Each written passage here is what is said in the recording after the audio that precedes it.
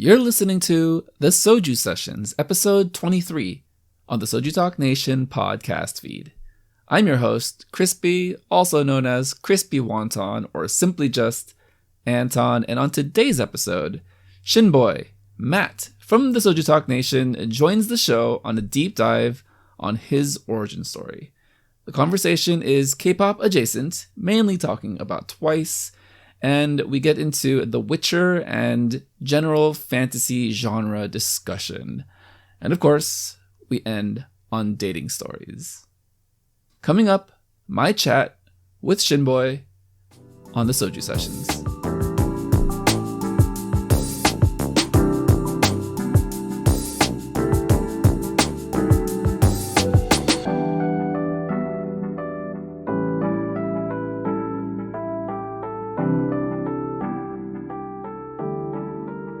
Soju Sessions this week, someone who is part of Doug's history, someone who has been a very active member of the fantasy realm of Dungeons and Dragons for the SojuTalk Nation server, the DM extraordinaire, Shinboy. Welcome to the show, Matt.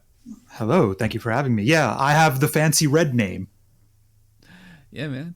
The one and only DM role on the server, which is pretty cool. Before we get started, you have a beverage.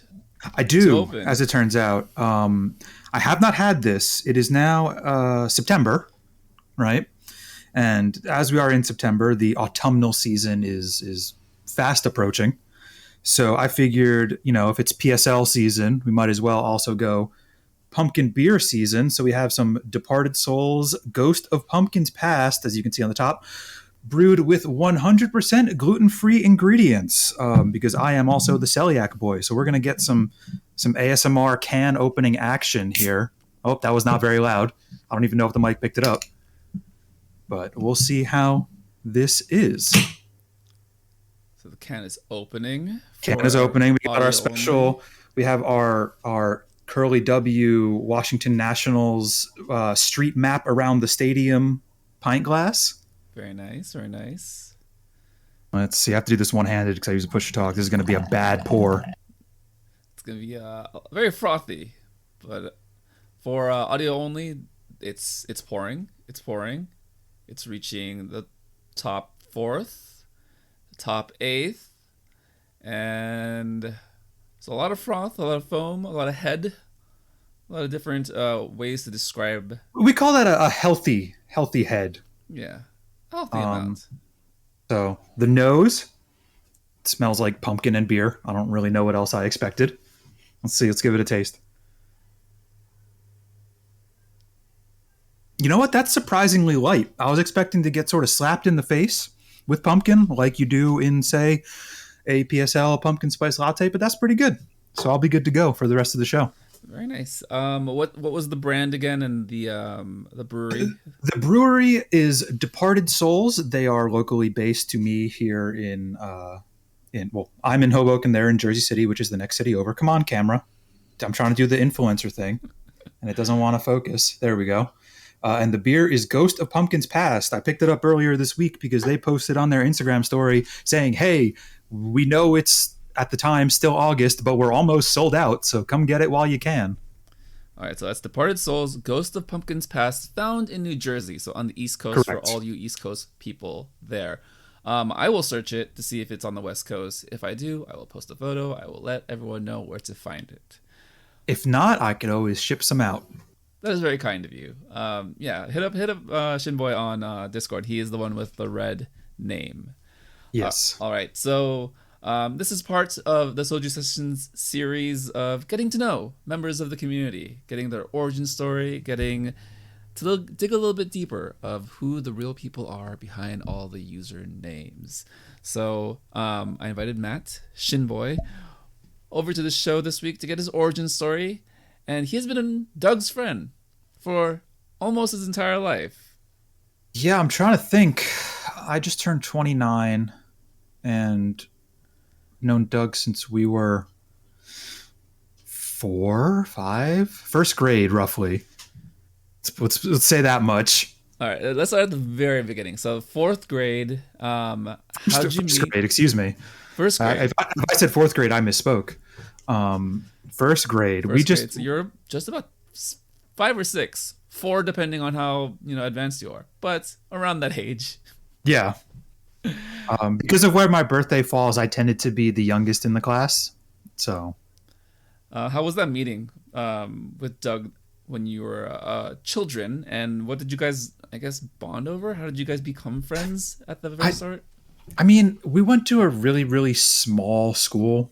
So everyone was kind of friends with everyone just by nature of there being maybe, I don't know, 20 to 30 kids in a class. And the thing that we bonded over initially was a lot of games. I remember I have a lot of memories of every Halloween I would go over to Doug's place and we would play either Madden or Dynasty Warriors or whatever happened to be out at the time.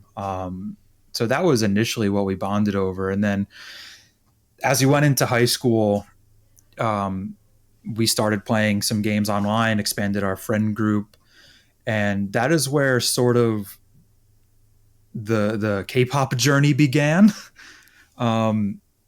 Because we had, before the days of Discord, for all of the youths out there, there was TeamSpeak, there was Ventrilo, there was all kinds of stuff to use for voice chat. And we had the very primitive version of a music bot set up.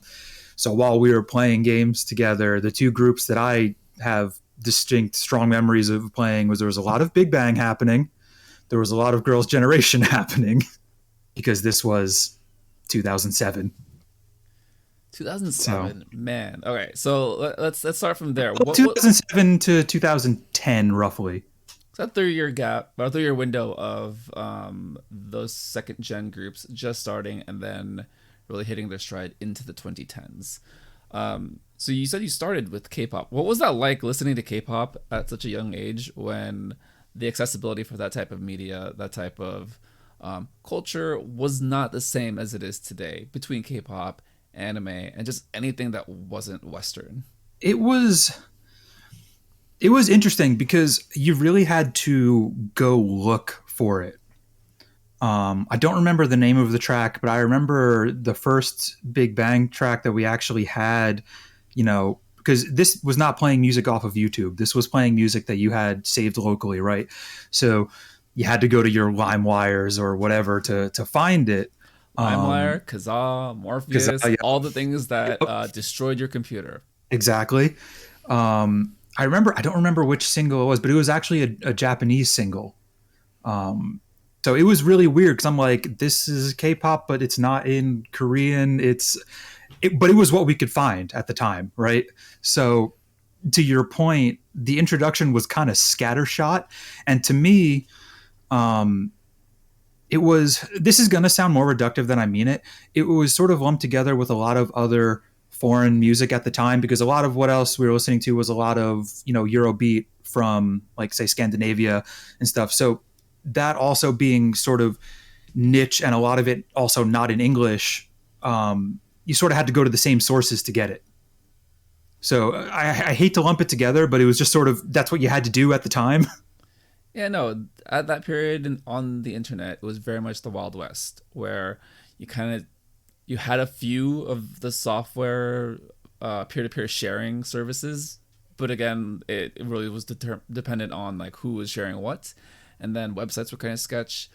Reddit was, I think, just getting started, but I think there was like, I know there was LiveJournal.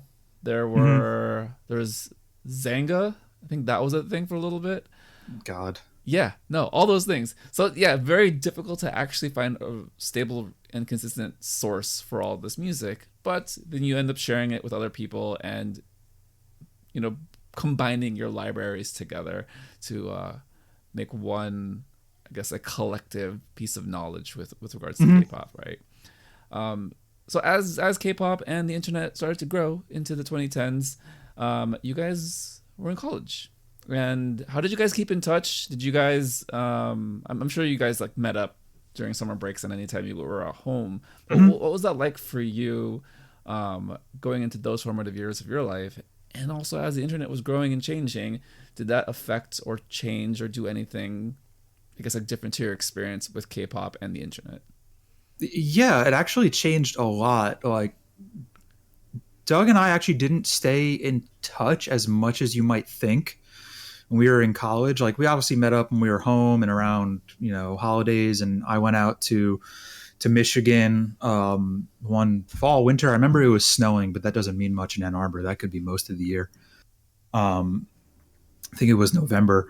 But because of that, I had not sort of gotten back into K-pop or explored further of my own volition. So I sort of fell off of it a bit until we had both graduated and sort of were back here locally, and, if not spending more time hanging out with each other, at least chatting and talking more. Cause I remember when he messaged me, cause he knew that I had done a few podcasts, some with more commitment than others in the past. And he was like, "Hey, I'm thinking of starting a K-pop podcast with some friends. Do you have any tips?" So, that sort of chatting together sort of got me back into it, as well as the YouTube algorithm working its magic here and there. What was that podcast that you were on prior to the talk situation? The most prolific one was probably this podcast called The Lincoln Cast. It was specifically about Guild Wars 2, which Doug and I had played a lot of the original Guild Wars. That was the main game we were playing when we were, using this music bot. That and Call of Duty 4. But that was, dedicated to that game and gained enough of a following that we had a few developers on for interviews and stuff like that. And I have a signed copy of the game that I got at PAX, signed by most of the main original development team and stuff like that. And then dabbled here and there with some music podcasts, like a heavy metal podcast. But the three of us that were on it, we didn't get super far just because we didn't have the passion for it. We obviously have the passion for the music, but we didn't necessarily have the passion for setting a weekly schedule to record about it, because that is tough. Yeah, once you start putting structures and schedules into things, it becomes not a chore exactly, but that's kind of the only word that comes to mind. But it does come more structured and leans towards the rigidity. Yeah, and there's some stress involved to it, right? Where if you want to build an audience, you really got to keep to that schedule. Yeah. And that's not a bad thing, right? It's just that none of us were in the place at the time where we wanted to do that, so we let it go. So you mentioned gaming. You're a very big gamer, and the internet and K-pop, and for some reason there is a cross section of gamers, Discord, and K-pop and anime that we all kind of fall under here at SojuTalk. Take me through it. Take me through the origins of SojuTalk. Take me through kind of the origin of Discord and your, I guess, experience kind of navigating and moving around this space, whether that's through the nation, through all of us here, or just your other experiences that have been similar or different from one genre to the other. Yeah, I think, to your point, it's those communities sort of meld, right? Or at the very least, I prefer to think of it as they have always melded, and just, modern spaces, modern tech, whether that be Twitter, whether that be Discord, whether that be specific subreddits, whatever, have allowed those things to intermingle. I've been, online, as it were, since Doug and I started playing Guild Wars, and we were first introduced to the concept of TeamSpeak in 2006, 2007, going on 15 years. And that was tough, right? You had a voice chat for your guild, for your crew, for your group, whatever it was. And that was it, right? There was no cross-pollination because there wasn't, heavy text chat features. There wasn't as much of an ability to set up channels for different things. Here in the SojuTalk Nation, we have, just a regular hangout. We have a gaming chat. And then in text, there's anything. There's, anime, movies, fashion, whatever you want. That wasn't really a possibility. So I feel like as time has gone on, it's gotten easier that if you're in a gaming channel, a gaming server to see an anime chat, and then follow that anime chat to an anime server, and then see a K-pop chat in that anime server and follow that, right? And it's easy to branch out. So I think that's why you see a lot of those sort of Venn diagrams overlapping into, one circle. Yeah, and I feel like it's done a lot over the past year and a half to 2 years or so because of the pandemic. I think it's helped a lot of people stay connected. I think that's what the Soju Talk Discord is really strong at, because I think we, in one way or another, have been there for each other. Oftentimes it kind of does feel like college, where people are very excited for the first few days of entering the space, and then you find your niches, you find the people you talk to most frequently, and then you find your subjects, which are like clubs and people that you talk to the most, right? But we all end up congregating on certain events, and the main show being that large discussion topic week to week. So going into the music now of Soju Talk, there's a number of groups this year that sparked up some really interesting conversation. That's one way to put it. On the server. I think this is one of the first groups I recognized that you were a fan of. So it's Twice. Yes. And prior to this year, I think they've had a pretty well built discography of at least pretty even songs, where nothing was too polarizing. Things were kind of light and fun, and even when they went into their mature phase of the past few songs, it was still pretty easy to listen to. Yes, I agree. But let's start at the beginning. Take me through your history with Twice. How did you first find them, and what were your first memories of the group? My first memories of Twice are, it's actually it's a little bit of a story, because so I traveled to Japan in November of 2017. I left about, I don't remember how many days, less than a week after Likey, the video came out. I remember seeing it. I don't know how it came up. I had not necessarily heard of Twice, at least heard of Twice and not necessarily heard their music before that video. And I remember watching the video once and then leaving. And then while in Japan, it was everywhere. Like just playing over the radio in little shops and stuff. And it was inescapable. It was that, and it was right before Taylor Swift's Reputation came out. So it was, Look What You Made Me Do was the single, I believe. Those are the two songs that are tied to that trip. But yeah, I heard it a bajillion times to the point where it got stuck in my head constantly throughout the trip to Japan. And then when I came back, it just sort of stuck and just sort of kept going from there. That is a very earwormy song. That song will get stuck in your head. Yes. If you are just a little familiar with Twice and their music, that is probably one of the most catchy songs they do have. I like it. I know that there are differing opinions with how that song is a little repetitive, but whatever. It's cute girls doing cute girl things. Yeah. Hello? Yeah. For me, I first got into Twice when I was working at a middle school, and there was a talent show performance, and the students did TT. And I was like, what are these children doing? Because I always... for the record... Yeah, well, I was one of the staff, so I had to like chaperone and like watch the kids and whatever. But I was like, excuse me, like, how do you know this? Because I'd known Twice like who they were, but then to see it kind of in the wild was just weird. And then anime conventions, seeing more Twice just everywhere, and I finally just said, you know what, I will give them more of a listen, more of a chance, and that's when I fell into the K-pop rabbit hole that all fans get into. Yes. I like the members. My favorite member switches from time to time. It is a revolving door, and I'm good with that because they are probably one of the more fun groups, kind of like in the history of K-pop in the sense of the top tier, right? Very indicative of the generation and the era, and hopefully kind of moving into a direction where they can capture a different audience, hopefully. Yeah, I mean, we could talk all day about large K-pop groups and their ambitions into expanding into Western markets. but that is a whole other can of worms.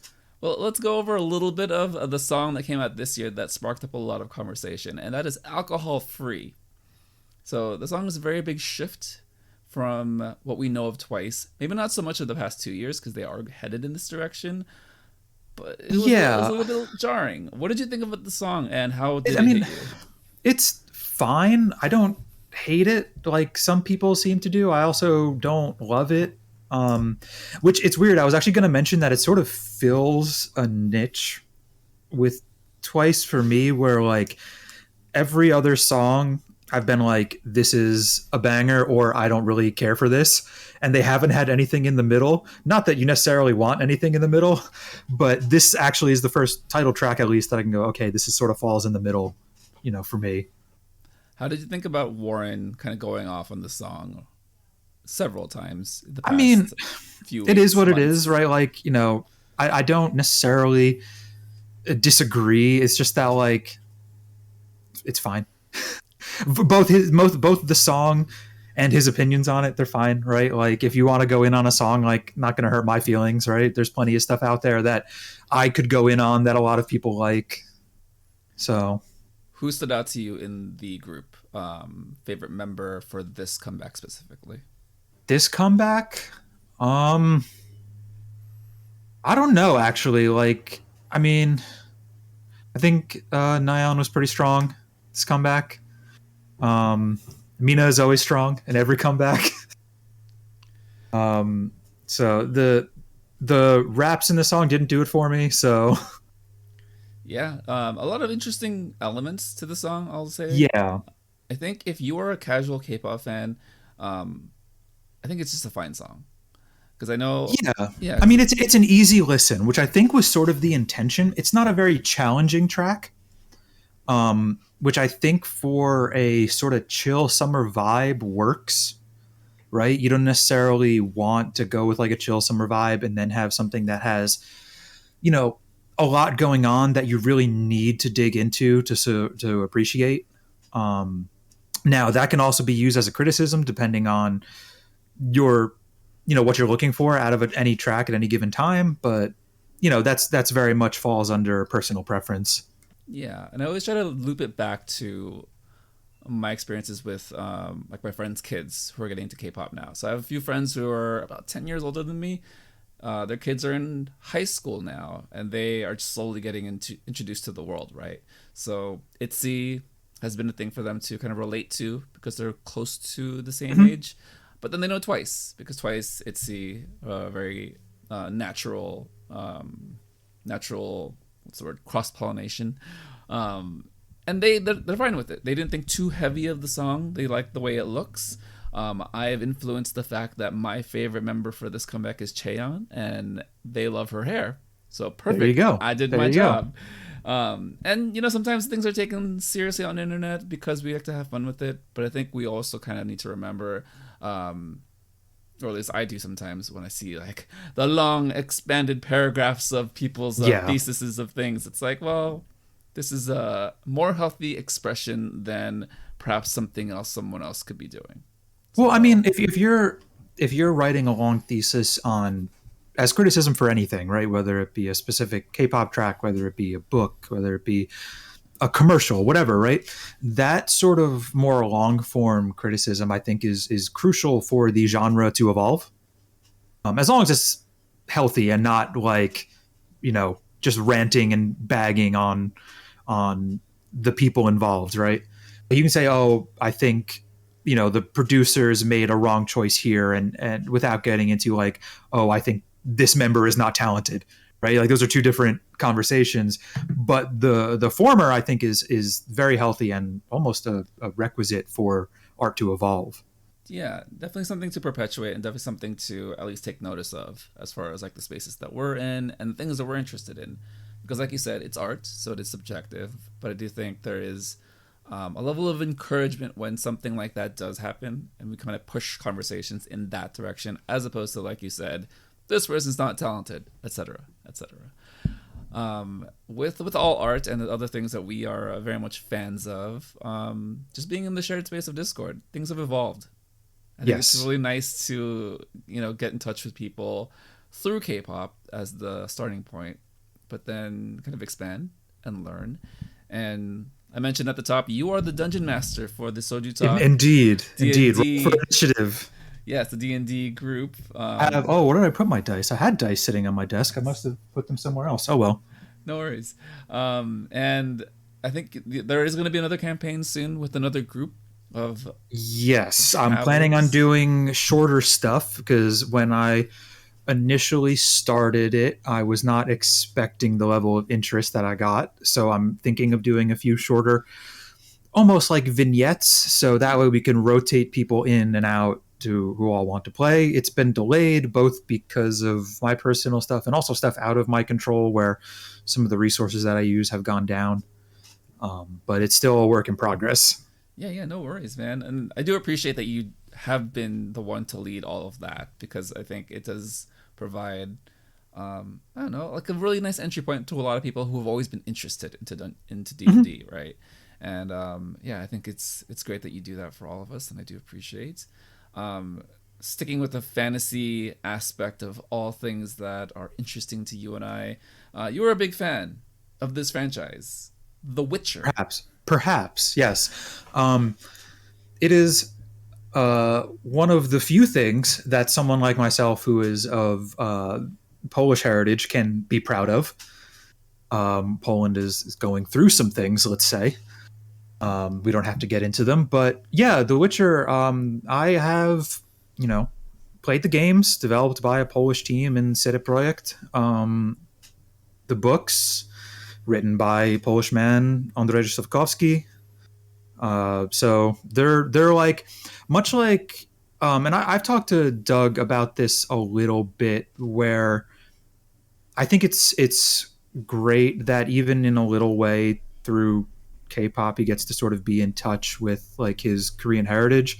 The Witcher is one of the few things that I feel I have to get in touch with, my heritage, because I don't speak the language. My grandmother does. I don't speak Polish. I've not been, even though I want to be, want to travel to Poland. So it's one of those few cultural touchstones for me, because one of the reasons I like it so much is because it's pulling from a lot of that sort of Central European Slavic folklore in a way that a lot of other Western fantasy does not. A lot of it pulls from more, some Germanic, some Nordic, a lot of sort of Old English, but not a lot from Central Europe. So it has always appealed to me for that reason. What are some elements that are uniquely Polish that you can recognize that someone like me who just doesn't have a background in that culture would miss? It's a lot of the specific monster designs. For anyone who is not familiar, The Witcher himself, Geralt of Rivia, is basically a professional monster hunter. So a lot of these sort of factions in the world and sort of a lot of the monsters are pulled from either Central European history. The monsters obviously are not, but a lot of the stories, specifically in the first two books, which are short story collections, are sort of twists on a lot of that, traditional folklore stories, as well as some more well-known fairy tales. Like I believe the first episode of the second season of the TV show is going to be based on, the name escapes me, but it's basically Beauty and the Beast. That is fascinating. I did not know that. The Witcher, yes. Oh, yeah. Also there's sirens. I apologize. It's okay. We like the ambient noises. So with The Witcher and the franchise itself, so it started off as a book and then evolved into a game, and now it's a very popular, very successful Netflix television show. There's an animated movie. I did not get a chance to finish it. If you would like to do a quick 5 minutes on it, go right ahead. Let us know. I don't even know if I need 5 minutes. Not that there's not a lot to talk about, but just because don't want to get into spoiler territory, and it's more of a fun thing than something that is, say, story plot critical. At least if it's plot critical to the second season, that is a failure of writing in the second season. So Geralt of Rivia is the Witcher. Vesemir is his mentor. So this animated thing is basically going into Vesemir's origins as a Witcher and sort of his, youthful adventures. Nice. It's a little bit under an hour and a half. It's a pretty easy watch. Well animated. I recommend it. Yeah, it starts off very violent. So yes, that actually took me by surprise as well. I'm like, oh right, because it's an animated thing, right? And it starts out with a scene involving a few kids and everything, and you're like, oh, it's a nice animated thing, and then it gets just incredibly violent, and I'm like, oh right, it's The Witcher still. yeah, within the first 5 minutes, it is something else, which is Yep. amazing, and I love it. Definitely check it out if you are a fan of the franchise and need something to hold over until December, I believe, is season 2. Yeah. Yep. All right. So let's get into like the story a little bit of The Witcher. So the Netflix show, I know, has done an interesting job of kind of melding the stories of the first two books, a little bit of the games. How did you feel about the way that it was constructed in respect to the stories that have come before it? Yeah, so the game stuff is mostly in aesthetic because that's really the only. I mean, there's an old Polish movie that's very bad that no one should watch unless you want to laugh. Um, it's sort of the reference point for Geralt's look and feel and voice. Like Henry Cavill's voice in the show is 100% based on Geralt in the games, and not really, anything that's described in the books. But the first season, like you said, combines the first two books, which are the short story collections. And personally, I enjoyed it because I read those books, but it's kind of a mess. So where if you didn't, it hops all over the place and it's kind of hard to follow. But I'm very excited for the second season because now we are getting to what is known as the saga, where there are, I believe, 5 novels where it's a through line narrative. With occasional, maybe some flashbacks here and there, but it's more of your traditional start point, end point books get there, right? So things should be more straightforward. And because everything else, the characterization, the world building, the writing, the action, I thought all of that was pretty strong in the first season. The weak points was how they structured it. Now that shouldn't be an issue, I think it should be great. It was a little jarring at first Yeah. for me because I had only read the first book at that point, but then I had an idea that it was going to be that way. But then when I was talking to friends who were watching it with me for the first few weeks, they said they took a long time to get through it because they didn't understand. And I just kept saying, just keep going. I don't get it either. I don't want to explain it because it might spoil a lot of the story. But eventually, once the story kind of looped back and you understood the time frame of things, it felt really nice to see a fantasy show being this popular and this really Yes. talked about by so many people who may not have been big fantasy fans. What do you think about this, I guess, renaissance of fantasy with respect to The Witcher, to the accessibility to the general audience? Yeah, I mean, I think we would be remiss not to mention that The Witcher would likely not have happened if it wasn't for the popularity of Game of Thrones. That sort of kicked off this modern renaissance of fantasy. I mean, really, you could dig back to the Lord of the Rings films, bringing fantasy into sort of the late 20th, early 21st century, and without Lord of the Rings, Game of Thrones wouldn't happen. But that's you could go down that rabbit hole too. I think it's great because I think people are seeing fantasy for what it is, and this goes for a lot of genre fiction, whether it be fantasy, sci-fi. Superheroes are, the Marvel stuff is just really another form of fantasy and sci-fi sort of combined, depending on which heroes you're talking about, is that they are just mediums to tell the same type of stories that you tell in any other form of fiction, right? Character drama, stories from the heart, stories about connections between people. Um, People had this misconception, at least a lot of people did, that, fantasy is a lot of just, the heavy metal magazine, right? Where it's big burly dudes and skimpy bikini ladies and dragons and big swords and you're He-Man, right? And certainly that stuff is still around and it can be fun because a lot of it's very tongue in cheek. But I think now people have sort of expanded their genre horizons to see that, oh, the stories that I like, there are these other ways to tell them, and I might like those too. And I think that's always a positive. What are your thoughts on long form versus short form storytelling, television versus movies? I think they both have their place.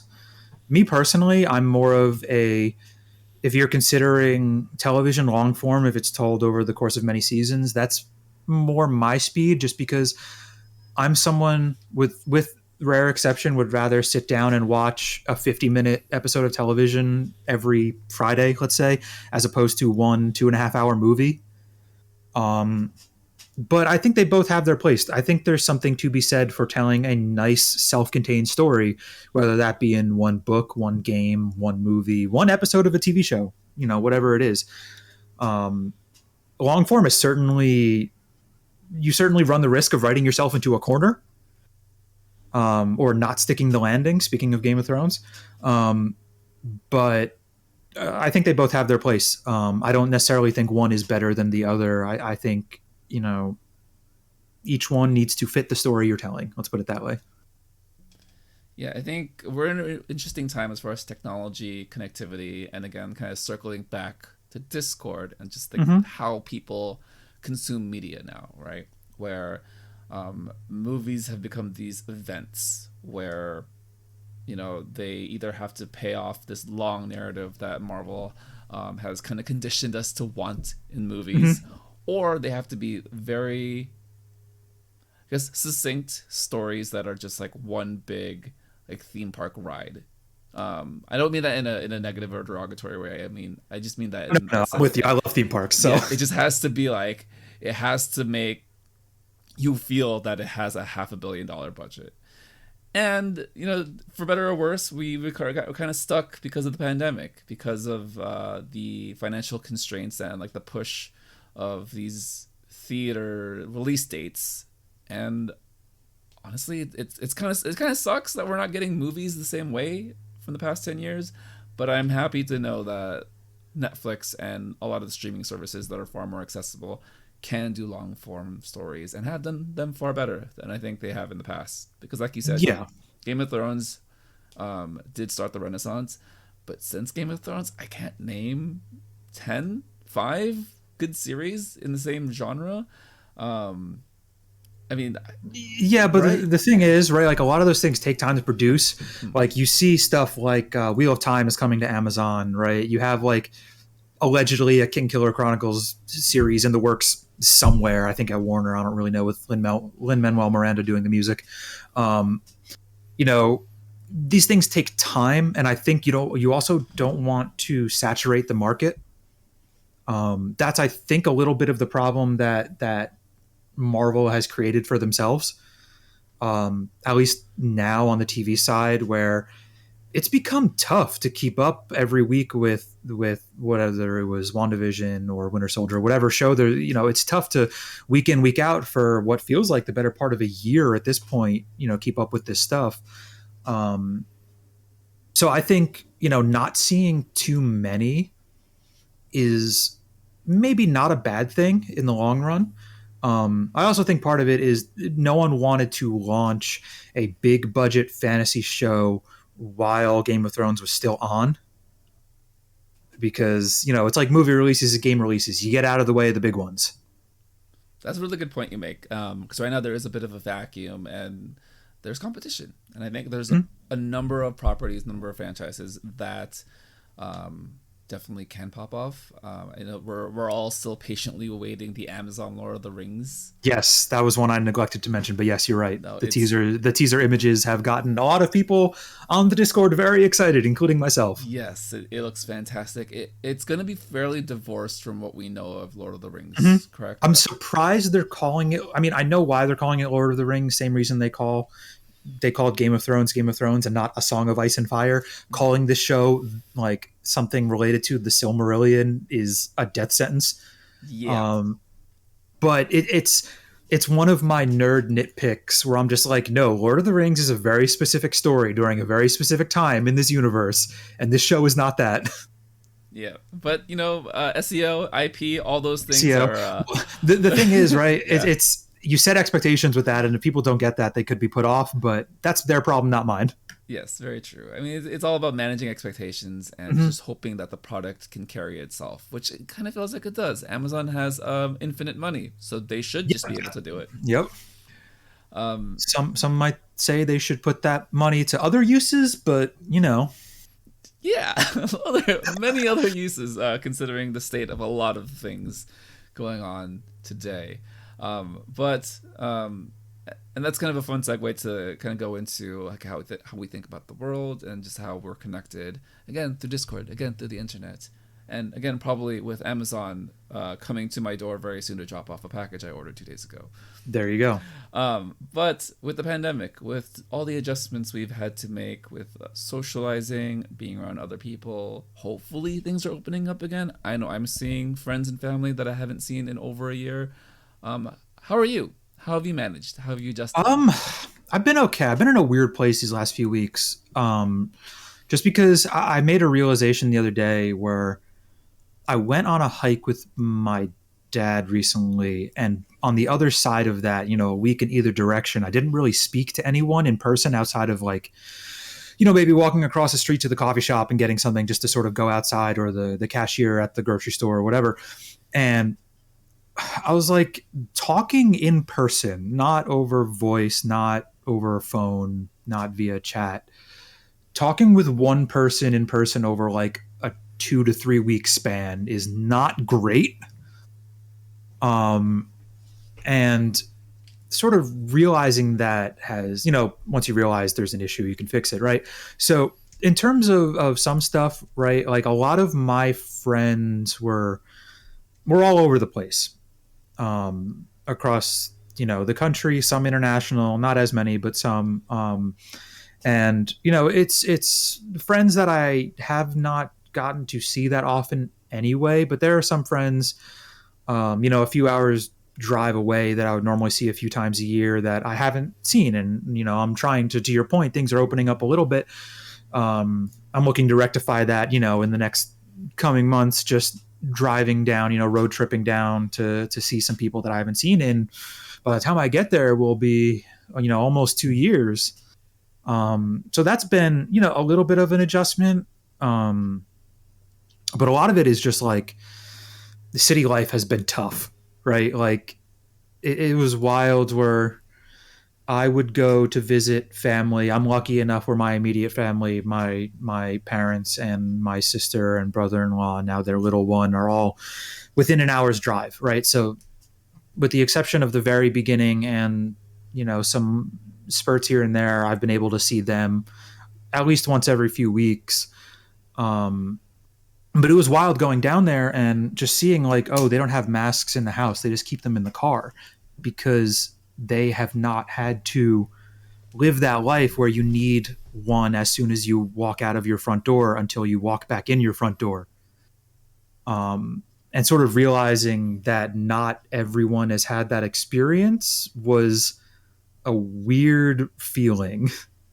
I don't know why. It made me feel like sort of isolated, like on an island in a weird way. Not necessarily in like I begrudge them for it or anything like that. It's just a different experience. I don't know. It's just these are things that I think about.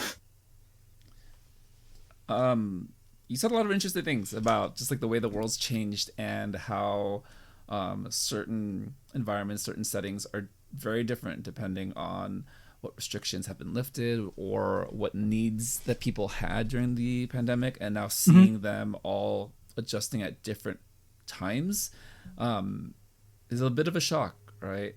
Do you feel like you have a support system, or at least a way for you to help cope with a little bit of the shell shock of being reintroduced back into the world? Honestly, sort of like, being around. I know a lot of people have said like, oh, I went to this outdoor concert, or I went to this sporting event, or I went to this theme park, and it was weird to be around that many people. I have not really felt that. Like I haven't really, gone out to that many, huge events. I went to Hershey Park one day.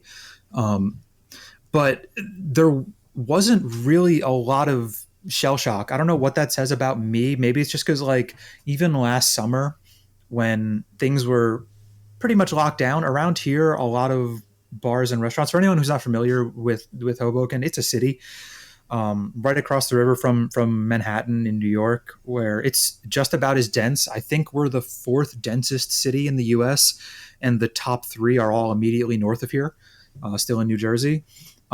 So it's not like I went to no people to a lot of people. There were always a lot of people. So really, it was more relief than anything. Where like, oh, okay, I've been around a lot of people this whole time. I just don't have to be as nervous about it. I think that was more of the adjustment than sort of shell shock at getting back into things. Have you experienced any interesting, awkward communication, conversation, flubs, faux pas in real life recently? As regards to like, I mean, all the time I misspeak. As I noted in the chat, Warren was streaming right before this. We were talking about, I think it was specifically Twice members and their English abilities. And I was like, in their defense, I can barely speak English. But in terms of like mask stuff, not really. I have a tendency to say, to ask people to repeat things a lot anyway, just because the hearing in my left ear is kind of bad. I'm missing like a good chunk of it. So like that's sort of par for the course. And in terms of people asking me to repeat things, it's never really been awkward. I'm always happy to oblige. Everyone's going through some stuff, man. I'm happy to repeat what I said. It's fine. Yeah, no, I connected with one thing that you said earlier about, not speaking to people for like days on end and then now going out and having to communicate again. Definitely felt that, I would say June, as the world started opening up, having to relearn how to ask to order something at Starbucks, or having to relearn how to just like talk to a brand new person, whether that was for we could talk about it for like meeting up on Hinge dates that that's people, right, the unhinged, we're all here, the unhinged. Yes, Doug, can you please make that role? We've been asking for that role for half a year now, please. But yeah, I think that's been kind of an interesting social experiment done for myself. I don't know how else best to describe that. A social experience that I can share as an experiment of reintegrating into like the dating life culture. How has it been for you? How is that transition from Hinge to now real people again? I think it's been actually all right because, everything that this is a global thing, right? So everything that you're feeling, your prospective partner, the person that you're meeting up with, they're feeling it too, right? They likely haven't talked to anyone in a few days in person, right? Unless they're working one of, a handful of specific jobs where they need to. So I think, at that point you immediately have that sort of connection, right? Even if it's a fleeting thing, you can then build on that. And that's true with anything, right? Like I've been interviewing for jobs as well. And they're all remote. Everyone's in their home with their camera on, with their bedroom in their background, right? It's something that is a shared experience, right? And you can sort of laugh about it. And if nothing else, that relieves the sort of nerves a little bit, where you can have a laugh, like, isn't this weird? And then sort of go from there. All right, two final things. Well, one final thing split into two. Okay. Your most successful dating story recently and your most unsuccessful dating story recently, as much or as little as you'd like to share. I mean, I've said before, I haven't really had any sort of what I would call like disaster dates, which I've sort of been fortunate.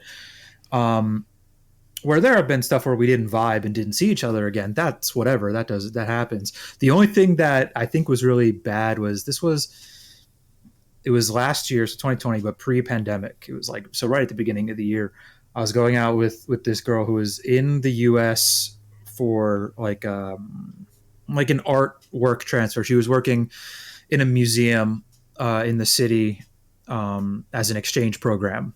And we went out to dinner. I paid for dinner, and she asked for the receipt so she could get reimbursed from her program. And I was like, I don't know about that one. So that was the red flag that I was like, I don't think this is going to work. On the logical side, I can understand it. But I think there's probably a more subtle way to say that or make that happen. I could be wrong. I wasn't there. I don't have the context of like the way that conversation went. But it was just straight up like, hey, can I have the receipt so I can show it to my program and they can reimburse me? And I'm like, I paid. What do you mean? They can reimburse. You pay? Oh, okay. They paid, and she wanted. It's not like she was getting reimbursed to give the money back to me. Okay. She was getting reimbursed for the money for her, and I was like, I don't. I misinterpreted. I thought, for whatever reason, I thought that you guys had either split it or she paid for it. But okay, you paid for it, and she wanted more money. Got it. Yeah. Oh, okay, perfect. I guess that good on you to avoid that one. Yeah. I think for me the most memorable one I've had. Again, did not go anywhere. Was we were talking about like playing games and video games and board games, and then she brought up her ex because he looked down on people who played video games and board games and thought it was a waste of time. And then I kept kind of asking her and psychoanalyzing, and got to the point where she explained that he is of a cultural background that only sees work as the thing that is important. And then started to make excuses for him, and I started to get a little too aggressive. If you're making excuses for an ex on like a first date, that's a move. That's a choice. Yeah. It ultimately ended to the point where she said they would still be together if he didn't break up with her. That's how the conversation ended. Yeah, that's good on you for dodging that one. Yeah, that was kind of good. But I appreciate that she was able to share that, because now I can share that with everybody. There you go. Is here to listen. Her loss is our gain. Yes. All right, Matt. Shinboy. I mean, you can call me Matt. I am fine going by names, actual name. I like to go with both, just so people can find you on the server. Yeah, it's especially confusing with me because there's Matt on the server, but there is another Matt who's not me. Yeah, he is other Matt. Yes. But yes, thank you so much for joining me. This was an excellent conversation. A very K-pop adjacent deep dive into just a lot of things that we're interested in. I think these are the conversations that I cherish and appreciate. So we are just scratching. I have a tendency to go down the rabbit hole in many things, so we could have kept going for hours. But thank you for having me on. No. We'll definitely have you on again, just to talk about life in the world. I mean, there's just an abundance of things to talk about, so I'm sure we'll find something. There's always something. Yeah. Closing thoughts on you. Any hopes and aspirations and dreams? Things you want to plug with the world? I don't necessarily have anything to plug. You can follow me on Instagram if you want to see my photography. For anyone who's on the server knows that my sort of main hobby for the last year or so has been photography. I believe it is, it's my name, which I don't mind sharing. It is, if I can pull it up, if I remember my own Instagram, I believe it is Matt Leslie _photo. Let's pull up my Instagram here. It is, in fact, I'm stretching. Yes. Matt Leslie, so MATTLESLIE _photo on Instagram. Follow me there. You can see all my photos. I mostly walk around town because we can't go anywhere else. I will put that in the description for the YouTube video and Spotify. So you can find it there, everyone. Easy peasy. Yes, and I would greatly appreciate it. It's just a hobby. Yeah. It's excellent photos. He does a lot of great work. A lot of really cool After Effects. Is that what you call it? Editing? Editing. After Effects is for video effects. Yeah. But my camera, my A7 III, I'm using to film on. So yeah, there you go. It's great work. It's really cool just to kind of see the environments that you picture and frame up. So yeah, and if you're ever curious what my town looks like, or what the views from New York, or views of New York from here look like, there's a lot of that on there because, again, haven't been able to go anywhere else. Yeah. Nice, man. All right. Well, thank you, everyone, for listening to Soju Sessions on the SojuTalk Nation podcast feed. Subscribe on YouTube, follow on Spotify or your preferred podcast platform, and continue the conversation on the SojuTalk K-pop podcast Discord. For Shinboy, I'm Crispy, and this has been the Soju Sessions.